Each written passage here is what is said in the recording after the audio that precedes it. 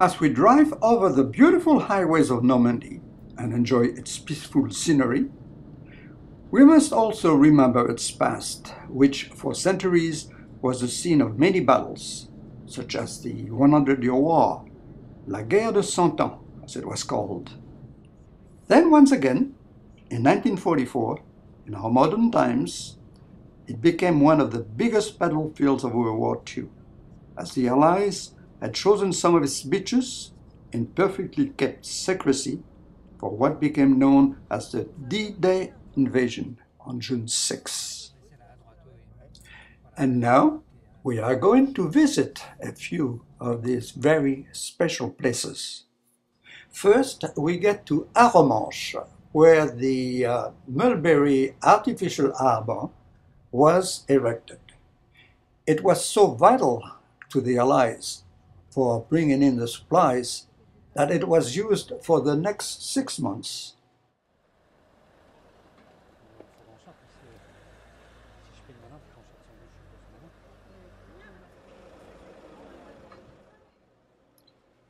The British and Canadian forces landed here, and the event is celebrated every year.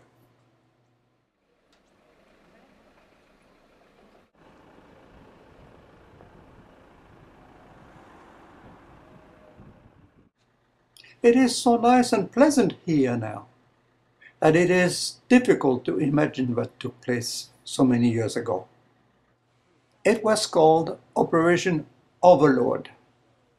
It involved 5,000 ships.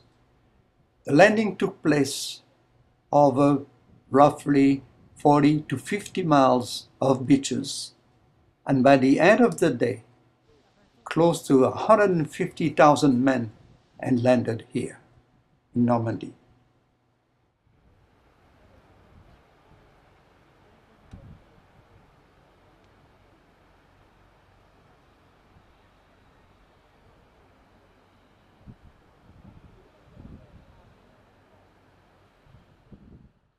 We can still see some of the remains of the Mulberry Harbor.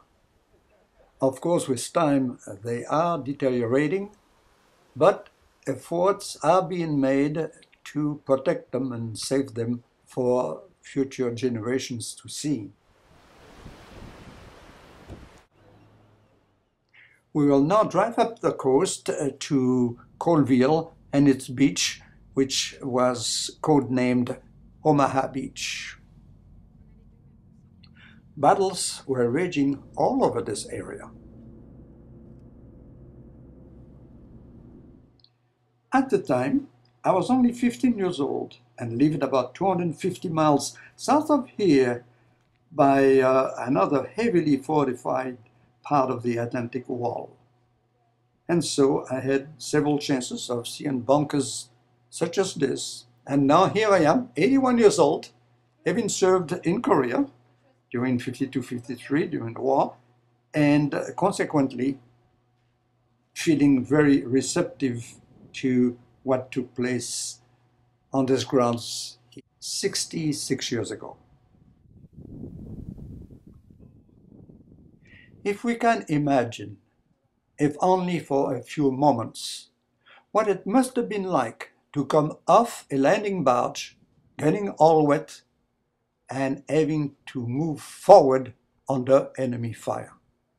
Or to be a German soldier and seeing for the first time all these ships coming at you, firing at you, and knowing that now your good days were over.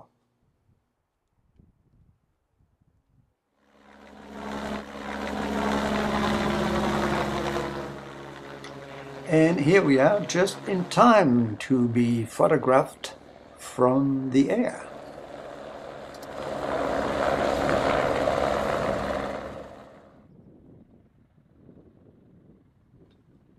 The grounds are beautifully kept, of course, and thousands still come to see and honor the fallen heroes. So many lives and so many dreams were lost on these shores.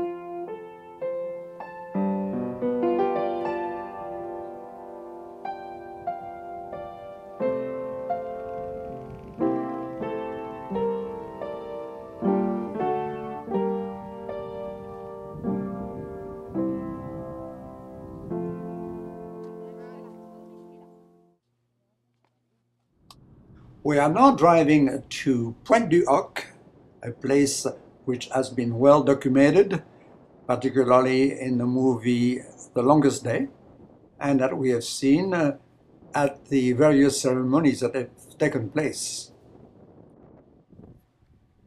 Here on top were the Germans, well armed with machine guns and grenades, and down below the Army Rangers trying their best to scale up the cliff and get to the top.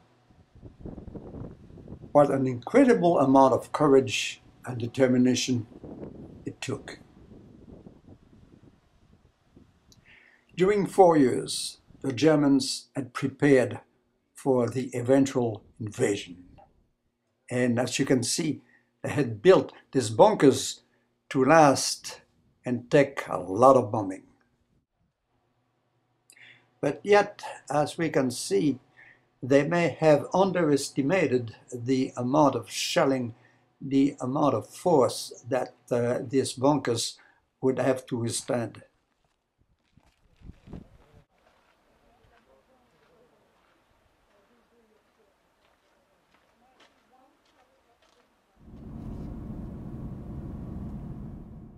We are now headed for the small town of Sainte-Mère-Église. We all know the story of the paratrooper whose parachute got hooked on the steeple of the church. Down below, there was a fire, the Germans were there, and the bells were ringing. The town has never forgotten, and it keeps a mannequin in memory of the man who landed here only a few hours before the big event of June 6, 1944. And this brings to an end our short trip back into time.